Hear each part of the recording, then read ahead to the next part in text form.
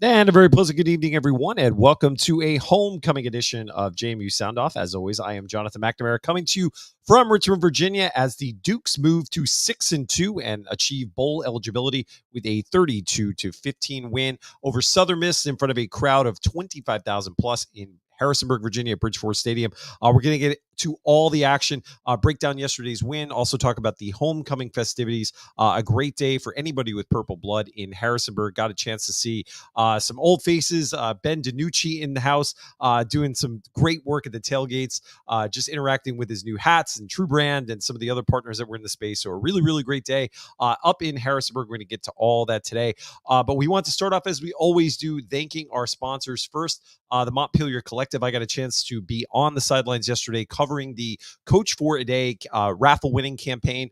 We had Rachel and Ken Boyle on the sidelines, got the full experience for what it was like to be a coach with JMU football, both in the locker room pregame, the halftime speeches, the postgame. To anyone who hasn't seen the videos that are posted on the Montpelier Collective social accounts, check them out, because it's just a perfect indication of just how far this staff went to make sure Rachel and Ken felt like they were part of the JMU family, and to do that during a regular season game. As I said on Twitter, just a real indication of how bought in this staff is, and to making sure they're building deep connections to the fan base, and making sure the people that invest in the collective are people that feel like they are a part of that experience. And just a great day, as always, on behalf of the collective. Thank you to everyone who made an investment in that campaign. Even if you did not win, you were somebody who has the ability to help the JMU community through the Montpelier Collective continue to grow our ability to support student athletes across the JMU landscape. So a great day all around in Harrisonburg for that campaign. So again, congratulations to Rachel and Ken. I have a feeling there'll be future opportunities for this with this staff, as well as with the other staffs on campus who continue to be creative in finding new ways to bring fans into the experience. Also want to thank our friends from Where's Woody. A great day for Where's Woody in F-Lot. Set up a pop-up store. Lots of people taking advantage of that opportunity to be able to get their hands on the Where's Woody merchandise. Mike was also on the sidelines enjoying one of the field suites yesterday. So congratulations to Mike on, again, getting that brand more and more out into the JMU community, more people sporting the logos that he has been able to put on those products, because, again, that supports student athletes, again, across the JMU community. When you purchase something from Mike and his team, where'swoody.com. Also want to recognize Talent Core, Your Purple Nation. Great to see Carol out, as always, with her team and continuing to grow their brand. Stores in Northern Virginia, Virginia Beach, and Richmond.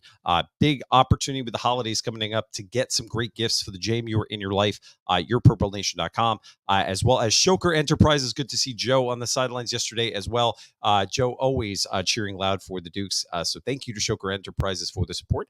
And with that, we'll bring on the rest of our Sound Off team. Michael Angelista, Taylor Atkins, and Steve Brown, who were all in Harrisonburg yesterday as a part of homecoming. Guys, what a day in Harrisonburg yesterday. Where do we start off? Dukes are 6-2, as we always do. We'll go around with our kind of first and initial thoughts. Taylor, I'm going to go to you. Good chance to see your family. You got to tailgate with you yesterday. Your initial thoughts on the homecoming afternoon. Initial thoughts are that I look really good in this Where's Woody hat that I got yesterday from Mike Norwood. So I believe these were available yesterday for the first time. So I encourage anyone, you will probably look better in it than I do. But I check out Where's Woody. Go grab this hat. It's my new favorite hat. Awesome. Steve, Scott, see you in the was that your grandbaby with you yesterday? That's my youngest. That's little Teddy. Came to his first game and had a blast. Stayed for the whole time, and loved watching the band and loved watching the ball. All he kept yelling was "ball." So I think he can get in line for a scholarship at some point. Great. It was a great day. I enjoyed a lot of parts of it, and so what I want to tell the fan base, and we'll do this throughout, is little Guns N' Roses. All we need is just a little patience. So if people are going to be patient, we're going to be fine.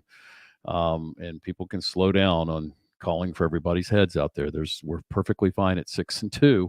And so just relax. We'll be fine coming out of the bye. All right, Michael. Got a chance to see you on a couple of occasions yesterday in the day. You had a good crowd with you, as always, bringing new people into the fold, getting a chance to experience their JMU Saturday for the first time. Your thoughts on homecoming?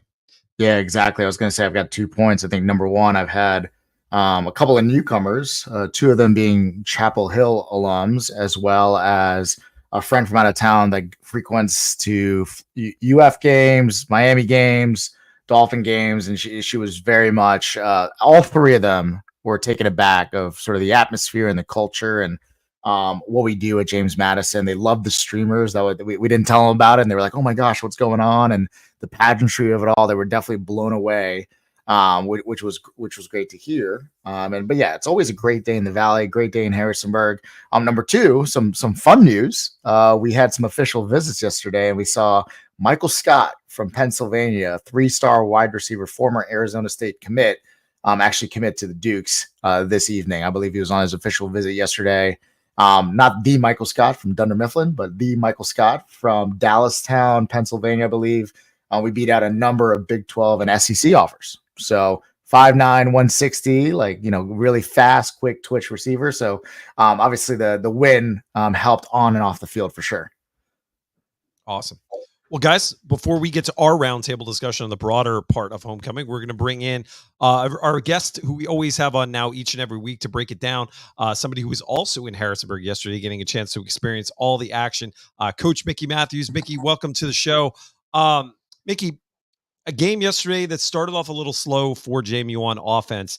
I know you're somebody who has had the opportunity to watch this team on TV over the last couple of weeks. What was it like for you to be there, maybe starting off in the offense? What would you see from that unit? As you could sense some of the frustration in the post-game comments as a group that went 2 for 12 on third down in the game. As Bob said yesterday, that's not going to get it done in the long term, as they kind of have to get back to the drawing board a little bit as this unit progresses through the remainder of the season. I thought we were fine. I don't know who said just then. You mean this is news? This is news breaking, earth shattering news that the JMU Nation is a little impatient with you if you're not perfect out. I am totally stunned. Never heard that. I've never need to read some of my emails down through the years. My daughter used to read my emails before I look at them, and she would delete about 300 of them every Sunday morning.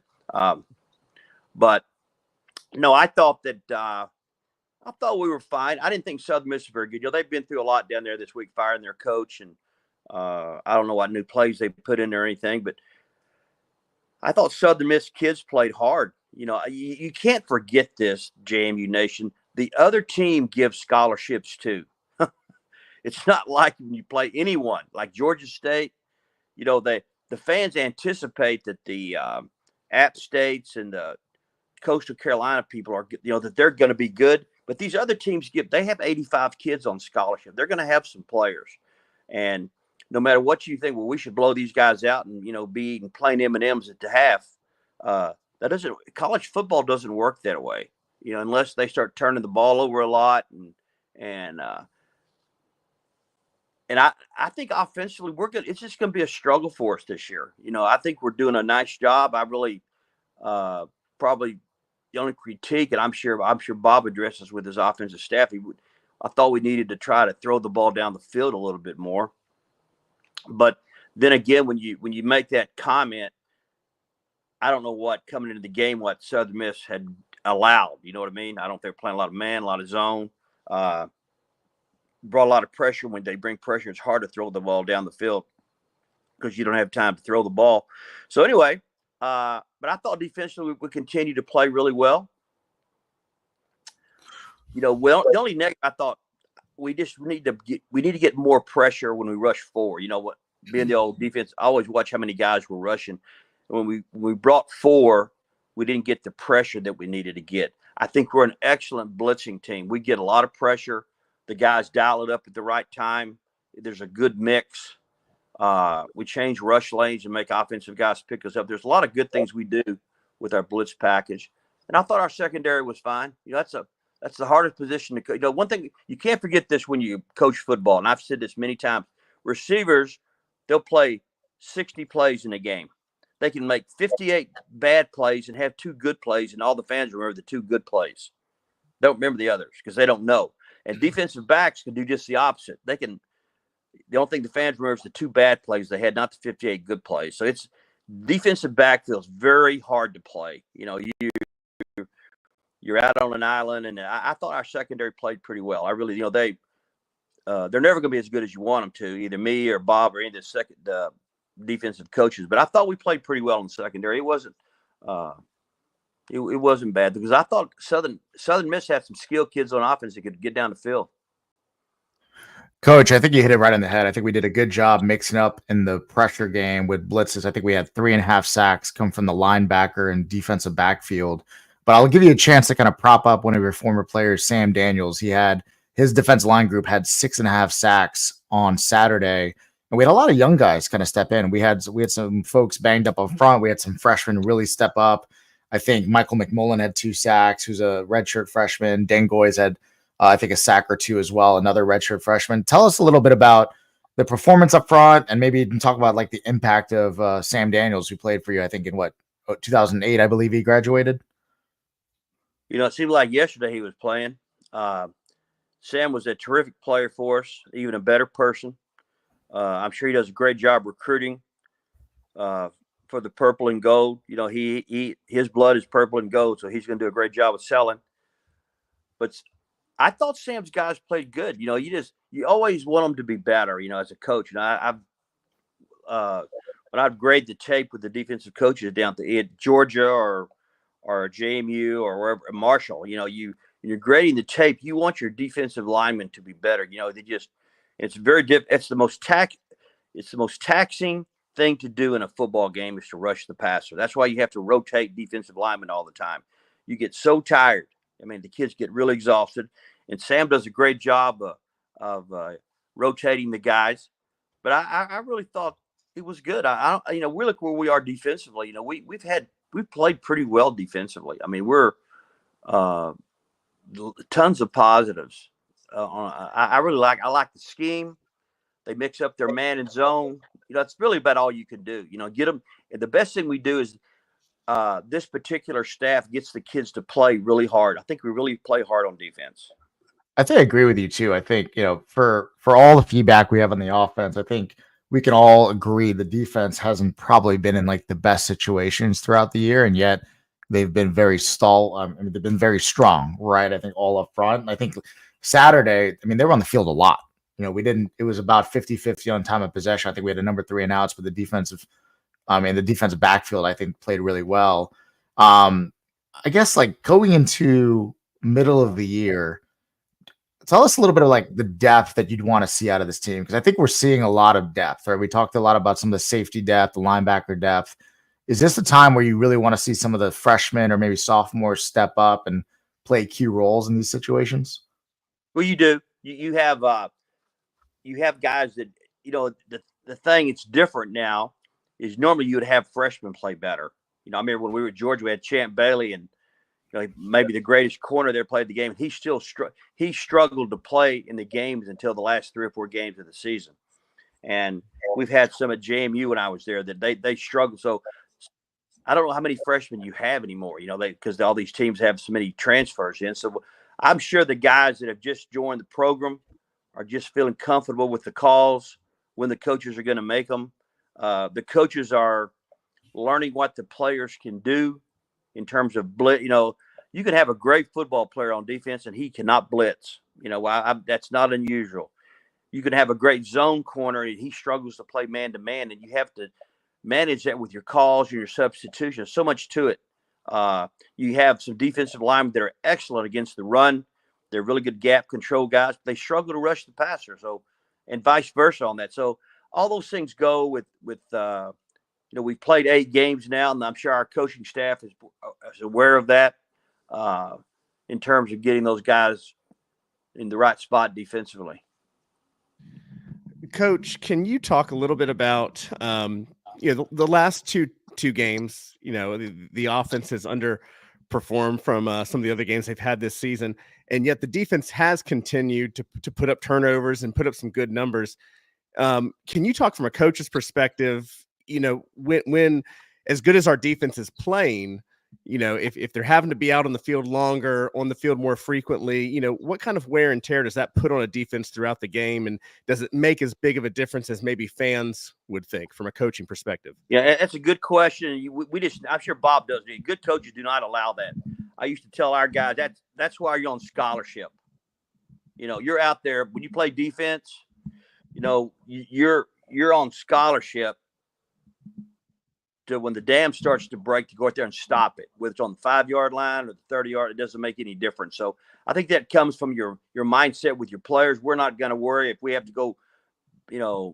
I used to call it a Coke to go defense. Where you're on the sideline and you get over there and the offense goes 1, 2, 3 out. You better order a Coke to go. You're not going to get anything to drink, and that's okay. That's why you're playing defense in a major college program, and we just never allowed it. Because I'm very proud. We never had any offensive or defensive problems when I was the coach there for that reason. We didn't ever blame the other side. And I don't see any of that.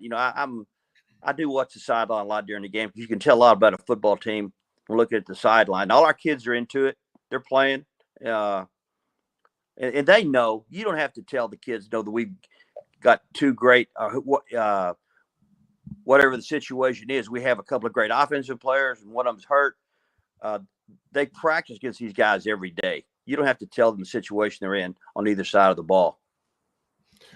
Well, so let's keep going down that road from the coach's perspective, because the four of us have never put on the headset, and Sure.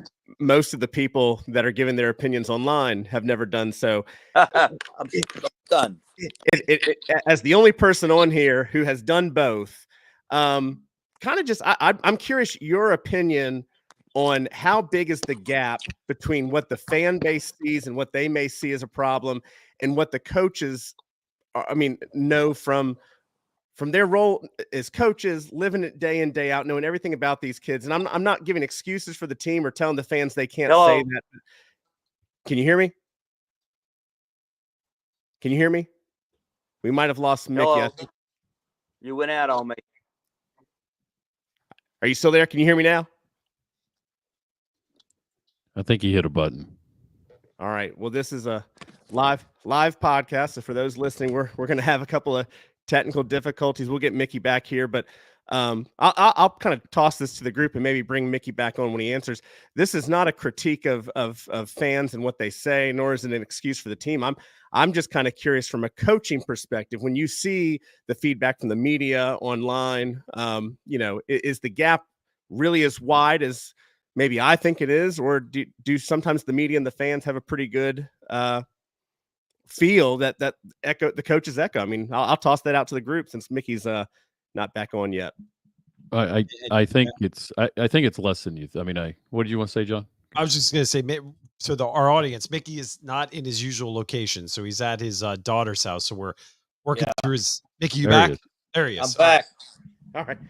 Let me try to. I can be wordy sometimes. So let me try to ask this question with a few less words.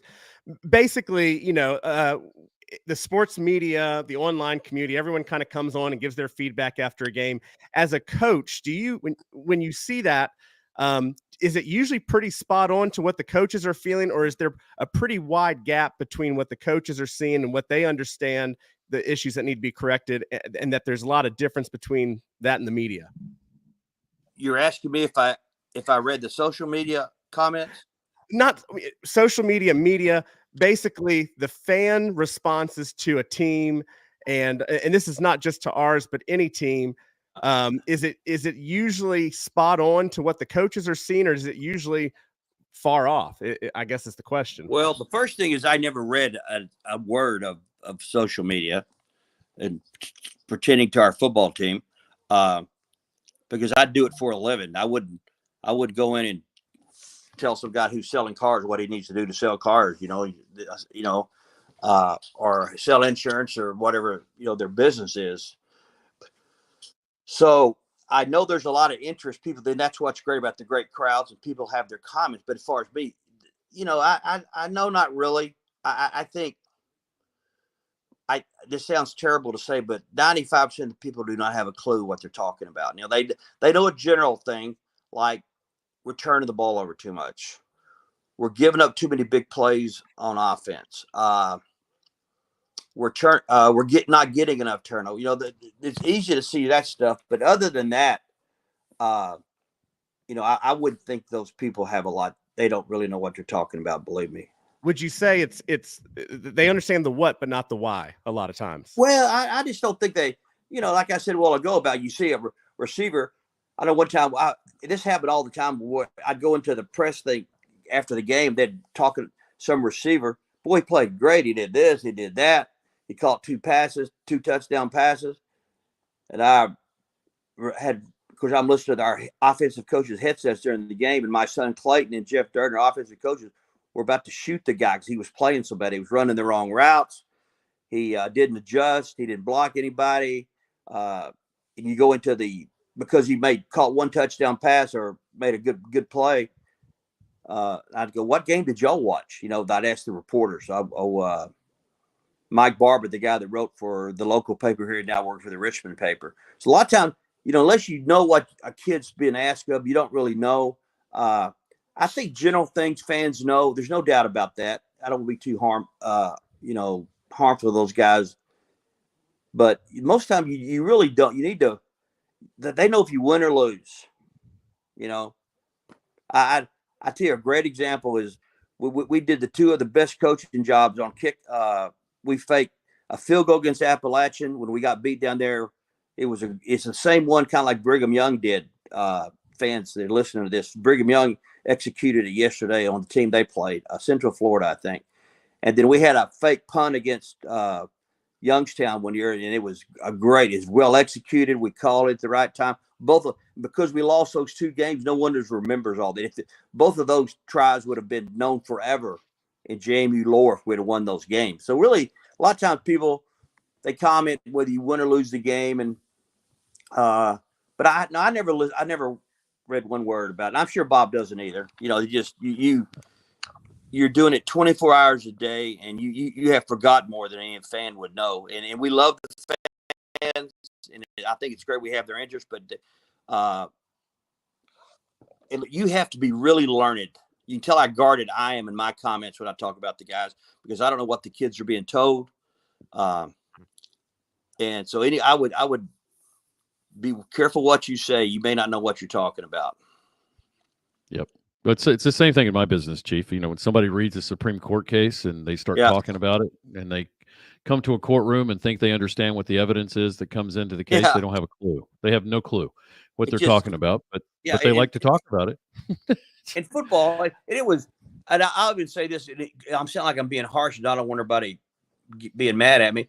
When I came from Georgia, we did not let our players talk to the press after Tuesday practice. You could not talk to a player after Tuesday.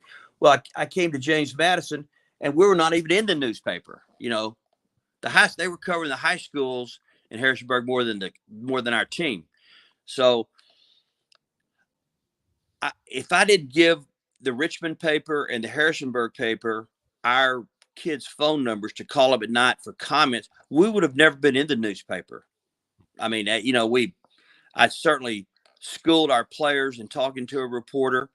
So, I had to do that just to get, some fans. Because if the reporters did not speak with our players, there was going to be nothing in the paper about us in those days. It's kind of comical looking back at it. That's what we did. So I think I've been pretty open with all the guys, but I don't, like I said, I never read it. I assure you this, the coaches do not read social media. I mean, if you're trying to get their attention, you're dialing the wrong number. They're way too busy tonight and tomorrow studying Georgia State film. But they spent all day on this game we played. They probably got through about 5 o'clock, watched it with the kids, and they're done. They are all Georgia State, and they do not have time to read people's comments. Yep. So let me ask you this, Chief, because again, we don't know what this is like, but it's hard. I think it's hard playing a team like Southern Miss, who's coming off of having a coach fired. They're 1-6. And I know this isn't true, but I'm going to say it because it's what people believe, is they have nothing to lose, which isn't true. But I think it's a harder coaching job, and I was going to get you just to talk about that a little bit. When you're playing somebody that's down, what's your biggest challenge? Because I saw a bunch of challenges yesterday with that, and I didn't know what you thought the challenge is when you're playing a team that's down like that. I went out again. I just showed back up All here. right. What was your question? All I'm right, sorry. So my questions is, when you're coaching against a team like Southern Miss that's down, and I was going to say they have nothing to play for, but that's never true. I think it's a harder team to coach against. Can you just kind of give us some insight on how you coach against a team like that's down and really has, wants to play as hard as they possibly can and pull something off? I can't hear you. I'm sorry. All right, can you hear me now? Are you now? Or no? All right, I don't know if he can hear us. All right. Well, I think we've reached the the limits of Mickey's internet tonight at his daughter's house.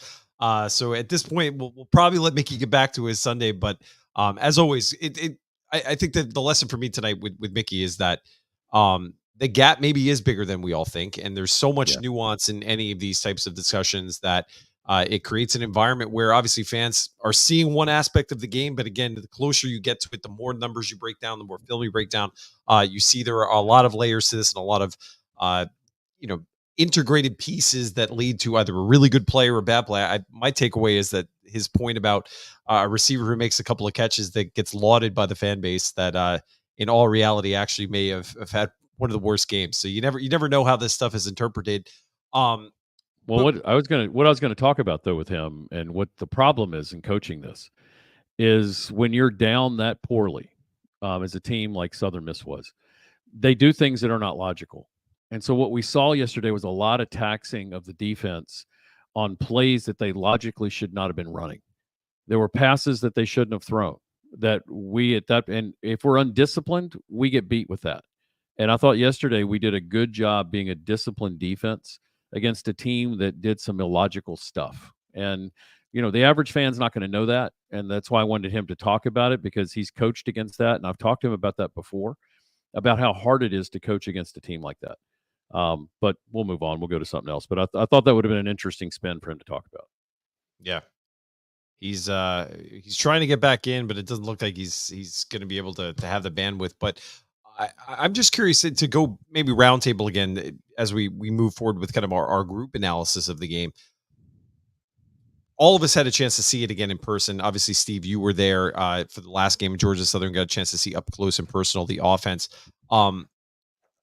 It was a rough first half. I don't think anybody's going to sugarcoat it and say that it wasn't. My takeaway from it, though, is that this was a group that at the very least yesterday did not give up and was able to at least have some success and take some momentum off of the play of their defense and special teams. So maybe before we harp on what we think can happen in this bye week with the offensive side of the ball, I'm just curious from your perspective, the value of what we've been able to see all season long from special teams. Blocking an extra point yesterday for 2 points. For me, that's probably, if not the most exciting play of the game. It's a close second. Go to you first, Steve. Your take on the emphasis this staff has put on special teams and the impact it's having on continuing to allow this team to score points in different ways to maybe give some time to this offense to build some momentum as they try to get things back on track. Well, Coach Chesney told us coming in that special teams will be an emphasis. He did it all throughout the spring, did it throughout the summer. I kind of, and I'll just be honest, I was like, yeah, okay. Because we haven't seen that in JMU in a long, long time. And I'm thinking, yeah, okay, fine. That works at FCS. That works at Division II, Division III. How special can it possibly be? And they've really done an unbelievable job. I mean, I've got written down here the block punts, the kickoff return TD. Kickoff coverage has been outstanding. Punt coverage, unbelievable. Mickey mentioned it. I'm having Ryan angle that ball. He's done that now several times, where he's angled the ball out of bounds at the 8-yard line.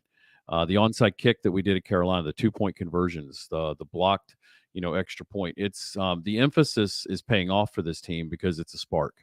And I poo-pooed it, or at least in my mind did, thinking, it's not going to be that big of a deal, but it's a huge deal. And we've never, at least I can't remember when we put an emphasis on it like we have here. And it really seems to be the spark that gets these guys going. And, when you've got Ray Scott playing on kickoff return, and he goes down there and makes a tackle at 240 pounds and seems to love it. And I think he does. I mean, I'm really impressed. I've graded them as an A through the first 8 games. Unbelievable special teams. Michael, injuries beginning to become an issue for this team, as we're heard from Chesney in the post-game press conference, and now every team in the country is dealing with. He wasn't making excuses, but we're starting to see some real depth pieces come into play. I thought one of the shining examples of that was on the defensive line yesterday, from what we saw with obviously Christopher Fitzgerald on the sideline for most of the game. What did you see from that unit as they totaled 9 sacks yesterday and really dominating a Southern Miss offensive line that was also dealing with some injuries as they lost their left tackle during the course of the day yesterday? Yeah, I think we just saw a really active, athletic, young group, right? So you've got, outside of Kyrie Mans, you've got a slew of redshirt freshmen and juniors that really come in there and shine for the first time. I think McMullen, I mentioned at the start of the podcast, had 2 sacks from the 7.57. Dengoy did a good job too. But they also were working against, Ethan Crawford, I think, only started at quarterback at USM maybe a game or two ago, and he's more of a runner. We saw them run a lot of zone option and a lot of zone schemes, a lot of RPOs over the top, and I thought they did a good job containing him. They did an okay job on the running back. Let's call it what it is. I think we gave up, I don't even have the stats in front of me, 190 yards on the ground. I think one of their backs had 9 yards of carry, but I think we were also feeling them out. Regarding depth, I was going to give a shout out to our running backs. Let's think about this. We were supposed to have Io Adeye and Petaway. Adeye goes down. I think he's out for the season. Tyler Purdy goes down this game, and you see not just George Petaway step up, averaging 7.5 yards a carry, but Wayne Knight. I think, from Delaware, he was in the transfer portal last year debating whether to come back or not. I think he had 70 yards on the ground. He had 2 big catches, but you're talking about a player that is really finding his niche in this scheme. And I think he averaged 9 yards a carry, had some really big runs, is also really, really potent in the passing game. I think we're really showcasing what we have in the running backs room. I know we talk a lot about the quarterbacks we've had at JMU over the last 10 years, but it's really been sort of like an RBU type of university when you really think about it. And who knew we'd have to go to 4th, even 5th on the depth chart in the running back room to really make things work. So I was really happy about that. And last shout out I want to make is I think he finally got some airtime with Dave Rigger last week, but Chris Sheeran in the backfield at safety, I feel like is just always in the right place. I don't think he's ever the victim of getting beat over the top or getting beat up in the run game, but running back that 2-point conversion after the block PAT was fantastic. And I think it's a culmination of all his hard work. And he's a local Virginia guy. He bounced around a little bit between Missouri and UConn, but coming home in front of the big stage, in front of his hometown or his home crowd, his family was there, I believe. Phenomenal for him to get some really good spotlight on Saturday.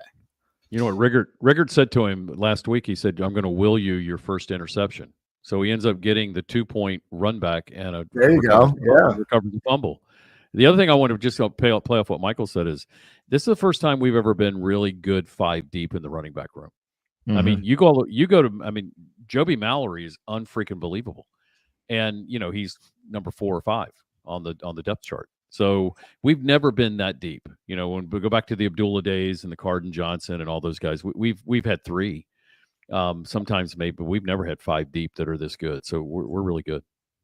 Also 5 deep of different types of running backs too, because I feel like we've had these scat backs, the Solomon Van Horses, the Kalon Blacks, but even when we had Percy, if he was the bell cow, let's call it what it was, and we had a bunch of guys that ran around afterwards, but to be able to beat folks in a variety of different ways is really impressive. And then Taylor, I'm just curious. I get another game where the Dukes forced turnovers, and that really was pivotal yesterday. When your offense is struggling, the ability of this group, again, near the top, if not the top of the nation turnover margin, is really giving this team still a chance. As we look at the Sun Belt standings now with Georgia Southern losing to ODU to at least continue to believe that there's hope to compete for a Sun Belt championship. And it really starts with our ability to consistently find ways to get the ball back. And Spence, another tremendous performance, gets the interception, almost gets another one. Talk about a ball hawk who just has that high football IQ. And it continues to breed this culture of we're going to make a play when we have to give our team a chance to win. It was great to see yesterday. Yeah, I'm at the point now where I get just as excited and anxious about the opportunity to score on defense as I do with offense. I mean, there's part of me that feels like there is a chance to score just regardless of what side of the ball we're on. And, with yesterday's score, there were a couple plays that really made that score what it was or what it could have been. Southern Miss. I think that was a terrible where they picked up the flag, but then they fumbled the next play right on the 2-yard line. But right there, that could have been another touchdown. So that 15 is now 22. And against Terrence Spence's run back to the 4-yard. I mean, that kind of gave us a touchdown there. So of our 32, there's 7 points there. And then, even the run back, I mean, that's a 3-point swing. So the score could have looked a lot of different ways if it wasn't for the defense continuing to do what it's doing. And that's really been the story all year. No, sorry, I shouldn't just say defense. Let's special teams too. And that was one big thing you heard Chesney emphasize preseason, is that there are 3 aspects to this game, and we're going to be good at all 3. I think you guys also hit the nail on the head, with the injury situation. But what is a little different this year is it is our 3rd year as an FBS program. So there is some depth that is there that wasn't there the last 2 years. But at the same time, I don't think we're as deep as we're going to be in the future, because again, and Coach Chesney brought this up in the post game, he comes in December, January, and he's having to put together a team. Michael does a really great job emphasizing this, that we have yet to see this coaching staff with a full year of off-season, preseason, in-season work that they're going to do. And I think the announcement of the verbal recruit that we got right before the show started is just kind of a preview of things to come. So obviously, we have a long road to get to if given the opportunity to make a run for an East Division championship, with which the way Georgia Southern played on Thursday. I mean, if I look at their next 4 games, I could easily see 2 more losses in there. And so I wouldn't go as far as saying we're controlling our own destiny, but this season still has a lot to play for. And being 6-2, 8 games in, obviously those 2 losses are 2 that we'd like to get back. And maybe we expected those 2 losses maybe to come from elsewhere on the schedule. But 6-2 is a really good place to be right now, all things considered. And this is kind of where we enter my favorite part of the season, because it's the App States, it's the Marshalls, it's the Old Dominions, and it's what I said before we ever went FBS, that records don't matter. If I get to play those 3 teams every year, it in and of itself is just like any FCS playoff game or bigger than we were a part of. Well, I want to ask you guys now, because now we enter a bye week at 6-2. With a lot of question marks on one side of the ball, a lot of injuries in place. It seems like it comes at an absolutely crucial time for this team to maybe take a pause, to maybe get away from football for a few days, to not only rest and recuperate some of the injuries and the bumps and bruises, but to maybe just get a real refresh. How are you guys looking at where this team is with knowing what's to come? When we talk about the matches, obviously a Georgia State game, you're not going to want to overlook. That's a team that's been in some of these games lately, and they're not going to be an easy win for the Dukes. Fortunately, that is at home, but then you go to that stretch with ODU, App State with all the emotions surrounding that program and everything they've gone through. No one will ever convince me that, I don't care what the records are, that those games are going to be anything but close, because that just seems to be the nature of these 2 teams when they play. And then obviously the last home game against Marshall. What are you looking to see from this group, and what do you think will be the approach as we head into the bye, and whoever wants to take it? Consistency on the offensive side, and that'll make us complementary. The other 2 are complementary, special teams and defense, and I think on the consistency side, we'll be fine. Look at what we did coming out of Gardner-Webb. We had the bye week. We got ourselves right. We got back to fundamentals. I'm assuming that's what's going to happen this week. Whatever's going on, and we don't know what it is, it's going to fix itself. I saw some of it getting right yesterday. In the second quarter, a lot of it got right yesterday. We saw 2 tight end sets being run. We saw rolling out happening. We saw screens. We saw a variety of things that changed it up. And when we ran that play with Taji throwing it to Knight, that's what sparked these guys. And so when we saw ourselves kind of do some of the things we did at Carolina, we started to have fun again. These guys didn't have fun at Georgia Southern. They didn't have fun at Gardner-Webb. They didn't have fun at ULM. And I think when it's not fun, you get tight. And I think when it becomes fun, they became fun yesterday in the second quarter, and they started to roll. When they start to roll, they're fine. But they're a nervous team, unfortunately, on the offensive side until they get comfortable. And I think that's what we're going to see more focus on. And I tweeted it today. I tweeted about, rest is just as important as reps. They need mental and physical rest this week. They can't just continue to cram. If you continue to cram, you're going to fail. And so they need some rest, which they'll get. It'll be lighter like it was in the Gardner-Webb bye week, and they'll be just fine rolling into November. I'm expecting 4-0 November. I think that's where these guys will be because I think they really want it and they can see it. And also root next week, guys. App over ODU, Troy over Coastal, ULM over Marshall, South Alabama over Georgia Southern. Those are the people you need to be picking. So App, Troy, ULM, and South Alabama. Yeah. And John, I think you hit it on the head, man. I think the program definitely needs the bye week and kind of settle in, but I also think the fans do too. I agree. I don't know about you. Even podcasts need. Yeah, 100%. We've had tonight on this show, you can tell we need a couple of minutes in the cold tub. Yeah, and I personally do too because, man, like everything, the highs and the lows of the team, the fans being aside, but like I think the program itself needs to once again kind of step back, resettle. You mentioned the injuries, we mentioned folks going into roles, resettle, and kind of get away. I remember like growing up, I played a couple sports here and there. And, sometimes like if I'm working on, a personal record on the bench or in the squad, I just needed to get away from the weight room, recover, right, and get back in it. And sometimes you surprise yourself. And I think it'll be good to have 2 or 3 days where the team just gets away from football, does something they love, right, kind of resettle, refine their why, and settle in. I think that's going to be huge going into the Georgia State game. I think it's a great game for us to play into. And to Steve's point, I think it's not just consistency. I think it needs identity. Because right now are we a 5 wide, throw it down the field team, or are we a, shrink the field, pound the rock down the middle? I don't know. I really don't know. But we've seen both, right? We've seen both. We had almost 250 yards or so on Saturday, but then we only had 135 yards passing out of QB1. But we've also seen QB1 throw for 400 plus yards and throw it all over the field. So I think it's like, who are we, right? We've got some offensive line issues. We got some wide receiver shuffling. I don't know if you guys noticed Dylan Williams saw a lot of time on the outside on Saturday. I don't know if that was on purpose or not. We saw Tajee Hudson go into his UVA form last year and throw that pass and just kind of open things up. They had fun. But right now we just don't have a lot of moxie. And I think it's good for us to just step away. As a fan, step away, get away from your phone, go on a hike, go on a trip, do what you need to do.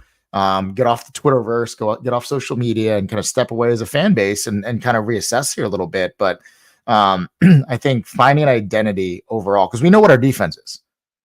Our defense is full of ball hawks. I think we still lead the league or in the country in turnover margin. I think we figured it out on defense, but on offense, there's a lot to be desired on what we want to be and what that winning stretch is going to be. It's going to get colder in November. It's going to get colder in December.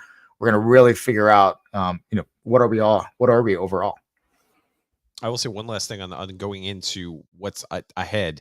The one benefit of our road games coming up is that there is no lack of intensity in the venues they're going to go to. At ODU, there's going to be, I would imagine, a significant number of JMU fans like last time. They're going to make the trip down to Norfolk to watch that game. It's not going to be hard for these players to get up for that matchup. And then do we even need to talk about what they're going to see in Boone? Because I imagine it's going to be quite the emotional crowd. It's going to be homecoming for App State. If you're a football player, that's what you ask for. You ask for a heated environment with everything on the line against a rival. And I can't imagine an environment better than that. And then obviously we come to end the regular season against Marshall at home. Well, every one of those games, a tremendous amount to play in front of and with great crowds, you'd imagine. That should help us stay focused and laser, invested in what we need to do to get to what we all still think is a possibility, is just a chance to play for a Sun Belt championship. Well, real quick, also you mentioned going to Old Dominion. I think I made this request 2 years ago, but we were doing Twitter Spaces. I don't think we had as big of a platform, so I'm going to try and make this request again. If anyone knows the kid, this is 2 years ago. He was picking up the streamers and he was tying them onto the end of the stadium, and then by the wind, it just kind of had this big. I mean, the whole side of the stadium was just trailing streamers.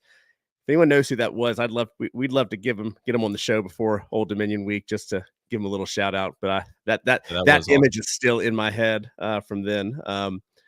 But I guess I guess if we're going to kind of get to the final thoughts part, I can kind of just wrap it up here. We could give you mine. I'm thinking about we're at the beginning of a new era. I mean, this is our first season FBS with all the restraints broken off. We have a new football coaching staff that, as I just mentioned, that they are still finding their identity and have yet to go through their first full year of establishing the foundation of what the Coach Bob Chesney era is going to look like, what those teams are going to look like, and what we're going to, the impact we're going to have on the national football landscape. We have a new athletic administration under Matt Roan. A lot of really great new ideas for those that have talked to him or heard him speak on radio interviews or some of the interviews he's done with the DNR and in the paper. There's a lot of things coming down the pipeline, not just from a, facility enhancements, but just continuing to engage the fan base in a way that JMU fans probably haven't been engaged before, both in game and in between. So, again, going back to harping on that 6-2, we're laying a foundation here that as a fan base, we get to continue to, Michael talked about the first timers that had come to the game. We kind of take for granted how great the tailgating scene is. We kind of take for granted how great the in-game fan atmosphere has become. I mean, some of us were talking on the text messages where I kind of said, I thought the homecoming crowd this year was maybe the least energetic crowd of the year. And that's not to say it wasn't energetic, but like we've raised the bar for expectations of what a JMU atmosphere looks like. And I'm just really excited. How we close out these next 4 games is really going to lay the foundation for what this team and program becomes. And we're at a very critical time, because I will say the next 2 or 3 years in the college football landscape, there's a lot of uncertainty into what that looks like, from conference realignment, from media contracts, from will there be a football commissioner for all college football? So it's really important for not only what this team is doing on the field, but us as a fan base to continue to be engaged at such a high level that the JMU sports property continues to be something that's the envy of the college football and the college athletic landscape. Here. Steve. Well, I'm going to grade this like I'm the professor of the football team. So this is your midterm. You're rolling into November. You're getting ready for your final. So if you want to see where you are in my class, special teams, you got an A. Offense, you're at a B-. Defense, you've got an A. Crowd, you have an A, at least at home. What I want to see to earn the A in the class to get to the final exam, and the final exam is hosting the Sun Belt Championship at Bridgeforth, if we can do that. We got to be consistent on offense with sustained drives, and be flexible and have fun. Those guys need to have more fun, and I think that's going to click. We'll be complimentary in all 3 phases if we do it. Because if you look at offense, we were great against Carolina, Ball State, and Coastal. And we were a B against Charlotte and Southern Miss, and we were a C- to D+ against Gardner-Webb, ULM, and Georgia Southern. And so, all that stuff, that's when you did some projects that kind of sucked during the semester, and you knew they sucked. So you that you got to do better on your final, and you're heading down that way, and you got your paper, you're right, and you're going to do fine. Special teams, defense, keep doing what you're doing. Crowd, I need you guys to show up on the road. You show up at home. Come to ODU, and if you can do it, go to App. The App game is fantastic to go to, and it makes a difference. When those guys turned around 2 years ago and saw us in the stands, they fed off of it. And so if you can get to one of those games or both of those games, try to do it. I'm also going to try to work on something, if we can, to do something with the App podcast guys down there. See if we can raise a little bit of money. I don't know if I'm going to be able to get that together, but it'd be kind of fun to be able to do something with those folks to raise some money for that group. But then that 60 minutes we're in that stadium, we're going hard at those guys. So this is my favorite time of year. I'm with Taylor. This is exactly why we came to this, is to play in November. So let's try to let's be 10-2 if we can. Let's try to host that Sun Belt Championship, and let's root for some other teams to lose, which I will be doing hard on Saturday.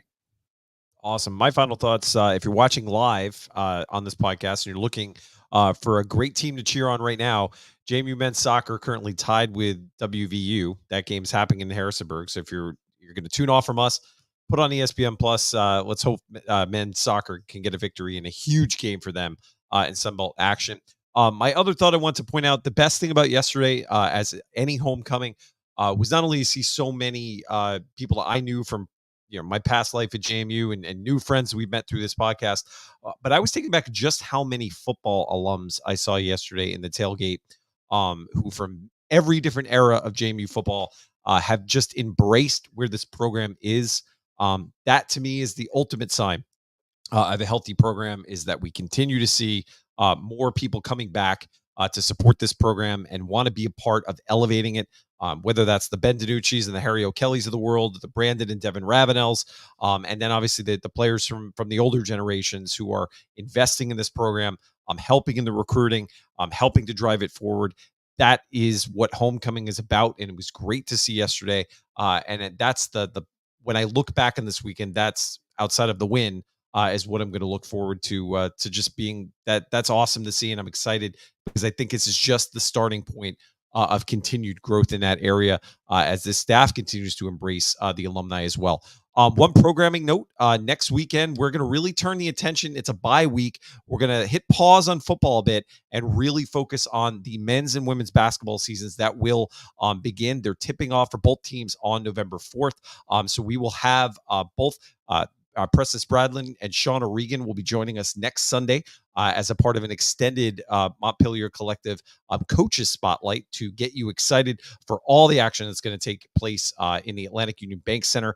If you haven't gotten your basketball tickets, get them now. Let's show this new staff and this new team for men's basketball what the JMU Nation is all about by making sure that place is as full as possible. If you're somebody who has season tickets and can't make your games this year, let's try to get those tickets to Dukes and people in the community so we can make sure that we're continuing to make sure that arena is a home court advantage for both of our teams. So stay tuned again next weekend, a basketball focus show. Excited to look forward to what, based on some of this scrimmage information that's been leaking out on Twitter, lots of things to be excited about with both of these teams that are getting set to tip off again on November 4th. So guys, again, thank you for joining us tonight. Thank you to Mickey Matthews. He'll be back in his normal high internet zone next weekend for his comments, as well as leading into what will be our next game, home game at Georgia State. Hopefully it looks like that's going to be another sellout as well. So it should be another big crowd in Harrisonburg to get the Dukes to 7-2, as we all hope,